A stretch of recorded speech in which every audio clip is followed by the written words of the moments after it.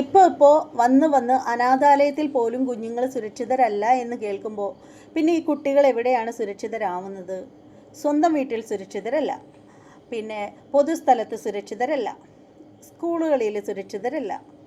പിന്നെ കുട്ടികൾ അനാഥാലയത്തിലെങ്കിലും ആവുമോ എന്ന് വിചാരിച്ചാൽ ഇപ്പോൾ അവിടെയും സുരക്ഷിതരല്ല എന്നുള്ള വിവരങ്ങളൊക്കെയാണ് ഇപ്പോൾ അറിയാൻ സാധിക്കുന്നത്. അപ്പോൾ എന്തായാലും ഇതിനൊക്കെ എതിരെയുള്ള കർശനമായിട്ടുള്ള നിയമങ്ങളും കാര്യങ്ങളും ഒക്കെ വരേണ്ടത് വളരെ അത്യാവശ്യമായിട്ടുള്ള കാര്യങ്ങളാണ്.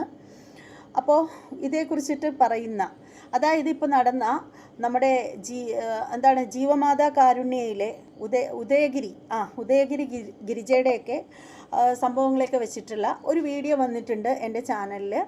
അപ്പോൾ ആ ഒരു വീഡിയോ കാണണമെന്നുണ്ടെങ്കിൽ ഷോർട്ട് വീഡിയോയുടെ താഴെയായിട്ട് കാണുന്ന റിലേറ്റഡ് വീഡിയോ എന്നെഴുതിയിരിക്കുന്ന ഭാഗത്ത് ക്ലിക്ക് ചെയ്യുകയാണെങ്കിൽ നിങ്ങൾക്കതിൻ്റെ മെയിൻ വീഡിയോസ് കാണാൻ സാധിക്കുന്നതാണ്.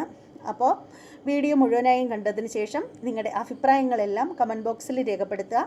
ഇനി മറ്റൊരു വീഡിയോയുമായി വരുന്നത് വരെ എല്ലാവർക്കും ബായ്.